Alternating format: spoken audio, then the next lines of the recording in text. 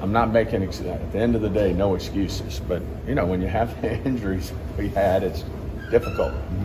And so, you just, that makes it hard.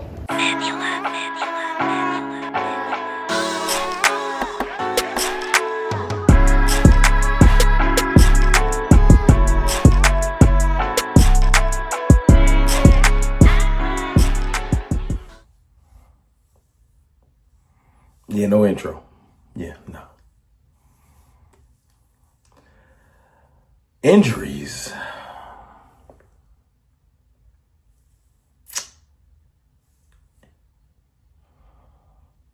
He wants to blame doing his job on why we didn't get more aggressive on something that happened after he should have did his job.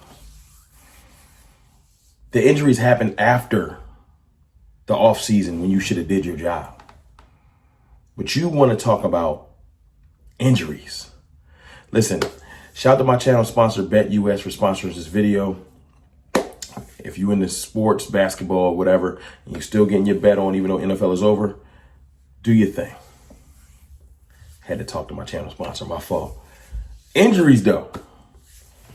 See, I'm trying to be optimistic. Y'all know I am, y'all. I'm trying my best to hold down the fort of we gonna do better this season.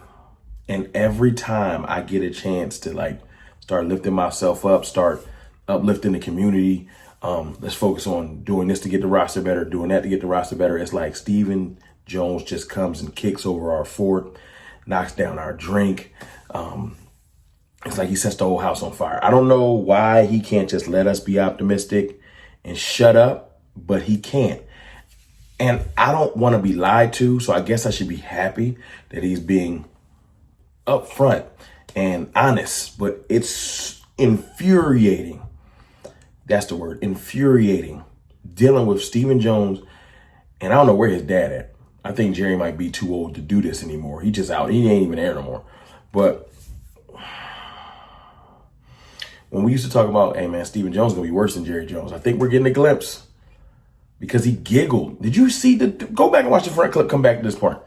He giggled. He did, well, injuries. Shut up. You don't learn your lesson. See, this is what happens when you're entitled and you're a billionaire and you've never had to work for nothing in your life. Your dad is giving you everything and the Cowboys are just a play toy. That even if they fail, you're probably rich. You got trust funds and all kinds of different things set up. You don't need the Cowboys. This is just a video game to you. We love this team with blood, sweat, and tears, and you don't really care. That's the frustrating part. You know what's even more frustrating, though? You know what's even more crazy? What he said in this other clip. Because look, he talked about a bunch of different things with John Machota and other reporters. He talked about, that although the Eagles won the Super Bowl, hats off to them or whatever he says, we're going to try our best to build a good roster. And he talked about possibly the plans with Zach Martin and just a bunch of little other stuff that I don't mind touching on in another video. But we're talking about roster building and the reporters are starting to ask pretty direct questions. Now, Stephen Jones is smooth. He found a way to wiggle his way out of these conversations. But one of the most frustrating things is what he said next. So I'm going to play the clip and I'm going to play my channel sponsors, and then I want to discuss let me just play it. Trying to think the best way to say this, but, I'm not making, at the end of the day, no excuses. But, when you have the injuries we had, it's difficult. And so, you just, that makes it hard. And we're going to obviously look at everything we do in terms of, how we go about making this team better, how we improve the roster, and you always look for ways to improve, and that's what we're going to do. Listen, I know what you're thinking. Football season is over. I don't care about betting because my team didn't make the Super Bowl. Well, listen, my team didn't make the Super Bowl, but it's okay. BetUS still got you. Just go to BetUS, Use promo code YouTube150 for 150% first-time deposit bonus on your first deposit and 125% on your next two up to $2,000 with your first 3 deposits on BetUS. I know it's frustrating, but look, March Madness is coming. You got NBA in full swing. It's still places you can go to get your betting fix. Parlays is still available, so it's okay. Don't sleep. BetUS got you. And I got you. I holla. Selectively aggressive. Selectively aggressive. That term is going to haunt us, just like all in haunted us. We already had to deal with the drought. Stephen Jones is on a goddamn roll. We did the drought thing. We've been dealing with that for about a month. And I was hoping next time they came out and talked publicly, I knew they was coming around the draft or around the combine, that they would just not say nothing stupid. Don't get a media nothing. Sometimes, well, not even sometimes, most of the time I think they're doing this on purpose. So here we go. Next step. Asked about what's going on. And he says, well, we will be selectively aggressive. I knew to temper my expectations and not did too hype.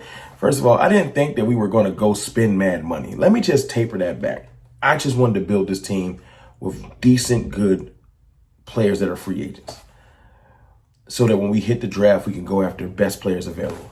That's it. Nothing crazy. I didn't expect 15 free agents like Washington and nothing like that.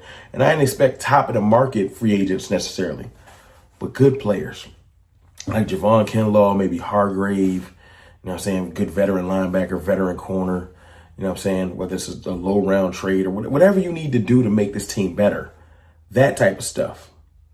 So you can look at this one or two ways. You could say, don't you just get mad, Rome. Selectively aggressive can be, I'm being aggressive, but I'm being smart. Because you don't want to be stupid like the Jaguars and give like Christian Kirk $100 million or something stupid. I get that. So not just being mad for the sake of being mad. I'm not trying to gaslight the fan base like our GM does. I'm not trying to gaslight y'all. I think I have PTSD from what we've dealt with. And when you hear selectively aggressive, you err on the side of the selective part. I'm going to pick a move, maybe two. That's it. Now, if he's saying, no, we're going to aggressively build this roster and use lower round trades, go get veterans that are not overpriced, but get the right pieces to add to this team, I shut up. Because be selectively aggressive. Don't just throw millions at anybody. And if he was being literal, like, we're going to be aggressive, just smart and selective, cool. But the PTSD in me, the frustration with this franchise makes me think, you about to be on that bullish again. Stephen Jones, Jerry Jones, Charlotte Jones, all the Jones. Y'all going to be on that bullish again. I know, because last year we got one free agent. I'm not even counting Phillips and Linval Joseph that having 35 minutes before we kicked off. I'm talking about Eric Hendrickson. You probably want to know, well, Ron, what does it look like? What does a good offseason look like before the draft? What are our needs? Running back, receiver, D tackle. There's needs everywhere. Running back, receiver, D tackle, corner, linebacker. So about 5-6 positions that I think we can draft some, but we also can add some in free agency. If you get a vet running back, fine, that's cheap. You get a vet linebacker, fine, that's cheap. You get a vet corner at the right price, that could be cheap. Cool. The D tackles might be a little bit more pricey, but I think with like 60 to 70 mil, you don't even got to go for the 100 mil. You can get all those positions I just added, that I just said. You can get a Cooper Kupp or somebody like that if you want to add a veteran receiver. There's ways to aggressively build this roster where you add 5 or 6 players, you retain some of your own, and then you go after it. I'm not expecting them to go spend all the money. That's not. I just want to do more than nothing, more than one. That's it. So let's see.